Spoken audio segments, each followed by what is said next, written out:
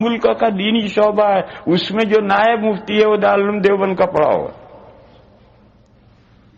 غرض تو آپ دنیا میں کہیں نکل جاؤ، کسی ملک میں نکل جاؤ، آپ کو دارالعلوم دیوبند کے فضلاء وہاں کام کرتے ملیں گے، یا تو دارالعلوم دیوبند کا فاضل ملے گا، یا دارالعلوم دیوبند کی جو دنیا میں شاخیں ہیں، دارالعلوم دیوبند کی جو دنیا میں شاخیں ہیں وہ بھی سب دارالعلوم دیوبند ہیں۔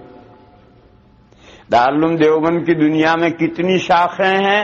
لاکھوں، اور وہ شاخیں لاکھوں ایک دوسرے سے ان کا لنک کچھ نہیں ہے، سب اپنی اپنی جگہ پر الگ الگ درخت کھڑے ہیں، سب درخت الگ الگ کھڑے ہیں، ایک دوسرے سے کوئی لنک نہیں، اور واقعتاً کوئی لنک نہیں۔ یہ جب طالبان کا مسئلہ آیا تو طالبان کہتے ہم دیوبندی تھے، تو یہ امریکہ دارالعلوم دیوبند میں ہر ہفتے میں ایک نمائندہ پہنچتا تھا، مرد یا عورت۔ وہ یہ جاننا چاہتے تھے کہ دارالعلوم دیوبند کا طالبان کے ساتھ کیا لنک ہے۔ کوششیں بیچارے کر کر کے تھک گئے، کچھ بھی نہیں ملا۔ کیوں نہیں ملا؟ ہے ہی نہیں کچھ، تو کہاں سے ملے گا؟ کچھ ہو تو اسے ڈھونڈ نکالیں، جب کچھ ہو ہی نہ تو کیا ڈھونڈ نکالیں؟ 2 سال تک کوئی ہفتہ ایسا خالی نہیں ہو جاتا تھا کہ امریکہ کا کوئی نمائندہ مرد یا عورت نہ پہنچے۔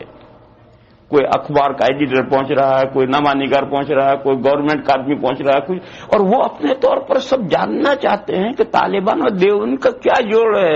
کچھ ملا ہی نہیں کسی کو، کہاں سے ملے گا؟ ہے ہی نہیں تو کہاں سے ملے گا؟ نفس الامر میں کوئی ہے ہی نہیں۔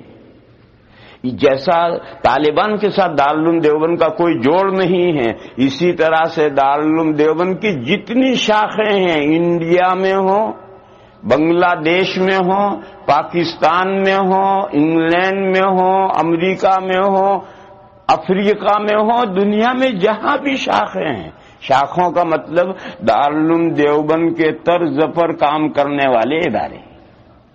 شاخوں کا اتنا ہی مطلب ہے کہ جس نہج پر دارالعلوم دیوبند کام کر رہا ہے، دین کی خدمت کر رہا ہے، اس نہج پر دین کی خدمت کرنے والا ادارہ، یہ شاخ کا مطلب ہے۔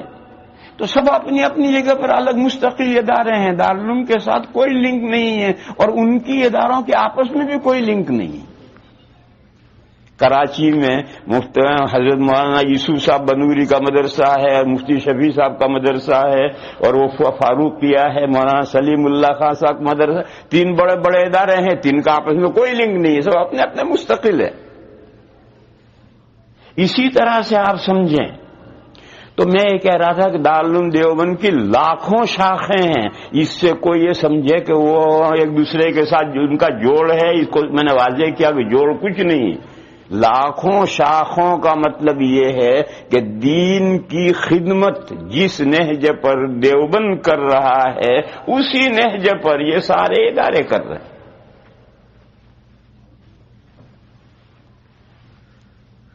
اور ازہر کی کوئی شاخ کیرو میں فیکلٹی اور کالجز تو اس کے ہیں الگ الگ، یہ فلاں کالج، یہ فلاں کالج، یہ فلاں کالج، اور وہ سب کالجوں کے طالب علم مل کر 80,000 ہیں، لیکن کیرو سے باہر کچھ نہیں، اس کی دنیا میں کہیں کوئی شاخ نہیں کہ ازہر یونیورسٹی جس انداز پر کام کر رہی ہے، اس انداز پر کام کرنے والی اس کی کوئی شاخ یا اس کے فضلاء کی قائم کی ہوئی کوئی تنظیم دنیا میں کہیں کچھ نہیں۔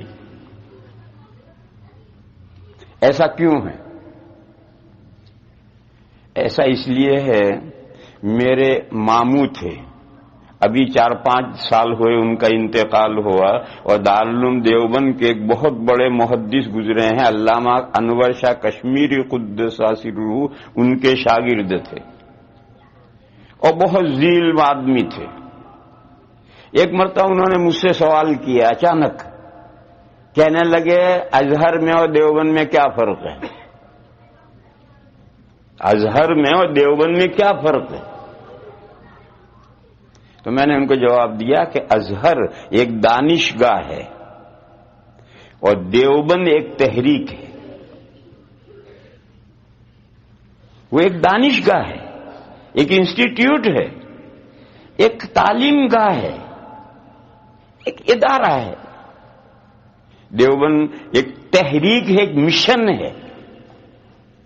یہ ایک تحریک ہے، ایک مشن ہے۔ اگر دیوبند 5 طالب علم بھی تیار کرے گا تو وہ 5 طالب علم دیوبند سے چل کر گھر نہیں بیٹھیں گے، وہ دنیا میں پھیلیں گے اپنے مشن کو لے کر۔ اور ازہر 5000 تیار کرے گا تو وہ نکل کر کے اپنے آفسوں میں کام کریں گے، اپنی دنیا بنائیں گے۔ جیسے علی گڑھ یونیورسٹی اور دوسری بہت سی یونیورسٹیاں ہیں، یہ دانشگاہ ہیں، یہ تعلیمی ادارے ہیں، یہ تعلیمی ادارے ہیں، یہ انسٹیٹیوٹ ہیں، یہ دانشگاہ ہیں۔ تو میں نے کہا کہ ازہر ایک دانشگاہ ہے، ایک تعلیمی ادارہ ہے، بہت بڑا اور بہت پرانا ہے۔ دیوبند ایک تحریک ہے، ایک مشن ہے۔ تو چونکہ دیوبند ایک تحریک اور ایک مشن ہے تو اس کے فضلہ ساری دنیا میں پھیلے ہوئے ہیں۔ جو مشن ہے اس مشن کو لے کر ساری دنیا میں پھیلے ہوئے ہیں۔ اب آپ کو یہ سمجھنا ہے کہ دیوبند کس چیز کی تحریک ہے، کس چیز کا مشن ہے۔ اس لیے سمجھنا ہے کہ آپ بھی دیوبندی ہیں۔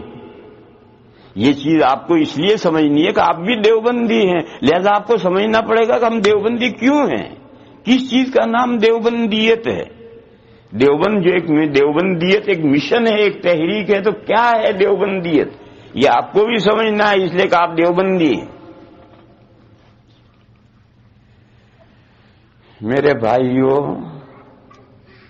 دیوبندیت نام ہے صحیح دین کو دونوں ہاتھوں سے مضبوط پکڑنے کا۔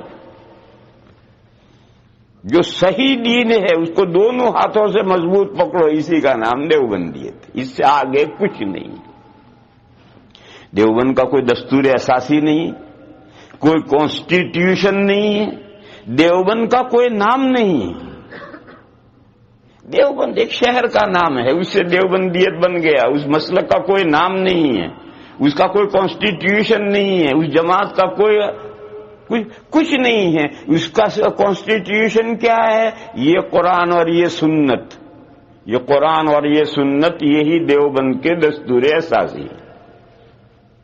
اس قرآن و سنت کو سمجھنا اور اس کو سمجھنا آج کے لوگوں کے مائنڈ سے سمجھنا نہیں، آج کے لوگوں کے مائنڈ سے سمجھنا نہیں، دور اول سے چلو، صحابہ سے، تابعین، تبع تابعین، یوں نیچے اترتے آؤ۔ یہ جو دور اول کے لوگوں نے قرآن و حدیث کو جس طرح سے سمجھنا ہے اس طرح سمجھنا، آج کے مائنڈ سے نہیں، اولڈ مائنڈ سے سمجھنا۔ اولڈ مائنڈ کس کا؟ صحابہ کا، تابعین کا، تبع تابعین کا۔ اس کے بعد جو محدثین، فقہا، علماء، مجتہدین گزرے، چاہے لمبے زمانے سے چلے آ رہے ہیں، انہوں نے قرآن و حدیث کو کس طرح سمجھا ہے، اس سمجھے ہوئے کو لینا۔ آج کے مائنڈ کا سمجھا ہوا نہیں۔ آج ایک آدمی پیدا ہوتا ہے اور وہ کہتا ہے اس حدیث کا یہ مطلب ہے، اس آیت کا یہ مطلب ہے، یہ نہیں، دیوبندی سے نہیں لیتا۔ دیوبندی سے لیتا ہے کہ صحابہ اس آیت کو کیا سمجھتے تھے، تابعین کیا سمجھتے تھے، تبع تابعین کیا سمجھتے تھے، گزرے ہوئے فقہا، محدثین، مفسرین نے کیا سمجھا ہے، ان کے سمجھنے کے اکارڈنگ آج کے آدمی کا سمجھنا ہے تو اس کی بات قبول کی جائے گی، اور اس کا سمجھنا اگر اس پرانے سمجھنے کے اکارڈنگ نہیں ہے تو آج کے مائنڈ کی بات قبول نہیں کی جائے گی۔ اسی کا نام دیوبندی ہے۔ تو میرے بھائی اچھی طرح سے سمجھو، پھر دو چیزیں ہیں، ایک حدیث ہے اور ایک سنت ہے، ایک حدیث ہے اور ایک سنت ہے، دونوں